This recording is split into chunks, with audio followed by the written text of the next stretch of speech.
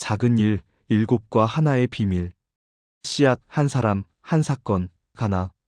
이 단어들은 작은 것을 상징하는 단어들이기도 하다. 성경에 작은 일의 날이라는 내용이 있다.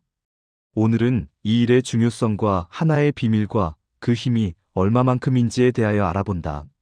작은 일의 날이라고 멸시하는 자가 누구냐?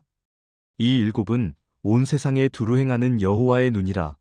이 일곱 여호와의 눈이 세상에 등장하게 되므로 하나를 탄생시켜 세상을 뒤엎어 종말을 고하고 새로운 세상, 새 창조의 세계를 열게 된다. 곧 그 역사는 사망의 세상을 끝내고 영생의 세상을 열게 된다는 것이다. 이 간단하지만 어려운 이 말이 무슨 뜻인가?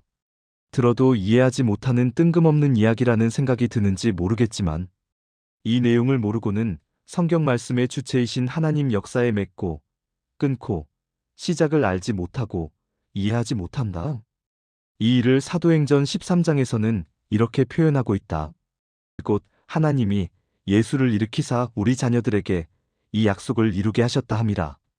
시편 둘째 편에 기록한 바와 같이 너는 내 아들이라 오늘 너를 낳았다 하셨고 또 하나님께서 죽은 자 가운데서 저를 일으키사 다시 썩음을 당하지 않게 하실 것을 가르쳐 가라사대 내가 다윗의 거룩하고 미쁜 은사를 너희에게 주리라 하셨으니 그러므로 또 다른 편에 일렀으되 주의 거룩한 자로 썩음을 당하지 않게 하시리라 하셨느니라. 다윗은 당시에 하나님의 뜻을 조차 섬기다가 잠들어 그 조상들과 함께 묻혀 썩음을 당하였으되 하나님의 살리신 이는 썩음을 당하지 아니하였나니 그러므로 형제들아 너희가 알 것은 이 사람을 힘입어 죄사함을 너희에게 전하는 이것이며 또 모세의 율법으로 너희가 의롭다 하심을 얻지 못하던 모든 일에도 이 사람을 힘입어 믿는 자마다 의롭다 하심을 얻는 이것이라.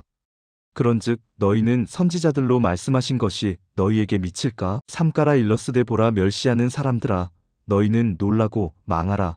내가 너희 때를 당하여 한 일을 행할 것이니 사람이 너희에게 이를지라도 도무지 믿지 못할 일이라 하였느니라 하니라. 즉 요약하면 죄로 인하여 죽어 썩어질 영육의 사람의 몸이 영생의 몸이 된 믿지 못할 일이 있는데 곧 예수라는 한 사람이다. 라는 말이요. 그 예수님의 말씀 내용을 알고 믿으면 그 믿는 자도 예수와 같이 된다는 말씀이다.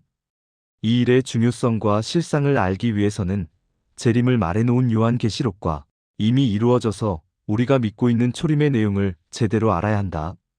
먼저 재림 때 일어날 작은 일과 믿지 못할 일에 대한 내용을 알아보자.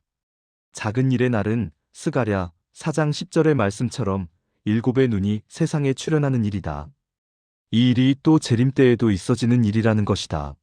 내본 것은 내 오른손에 일곱 별의 비밀과 일곱 금 촛대라. 일곱 별은 일곱 교회의 사자요 일곱 촛대는 일곱 교회니라. 보좌로부터 번개와 음성과 뇌성이 나고 보좌 앞에 일곱 등불 켠 것이 있으니 이는 하나님의 일곱 영이라. 내가 또 보니 보좌와 네 생물과 장로들 사이에 어린 양이 섰는데 일찍 죽임을 당한 것 같더라. 일곱 뿔과 일곱 눈이 있으니 이 눈은 온 땅에 보내심을 입은 하나님의 일곱 영이더라. 이 내용 외에도 요한계시록에는 일곱 교회, 일곱인, 일곱 나팔, 일곱 대접이 나온다. 일곱은 무엇이며 이들의 등장은 무엇을 말하는가? 이 일곱은 하나님이 계시는 영계의 보좌 앞에 있는 일곱 천사의 영이며 하나님과 예수님의 눈의 역할을 하신다. 곧 하나님과 예수님은 이 일곱을 통해서 세상을 보시며 세상에 이루리라고 예언하신 일을 시작하신다. 곧 예언 성취의 시작점이 이 일곱이라는 것이 대단히 중요한 내용인 것이다. 이 일곱을 상징한 것이 모세 장막의 일곱 금 촛대이다. 이 금 촛대의 실상이 초림 때는 켜서 비치는 등불, 세례요한이었다. 재림 때도 이 일곱 금 촛대의 등장이 첫째 비밀로 요한계시록 1장 서두에서 출현하고 있다. 이 일곱이 세상에 등장하므로 하나님의 교회, 금 촛대가 있는 성소, 장막이 서게 되고 그 금 촛대 살구나무 장막에서 살구나무 가지가 등장하므로 지성소가 열리게 되니 이 사건이 곧 세례요한 제단에서 예수님이 출현한 것과 같은 재림 때 일인 것이다.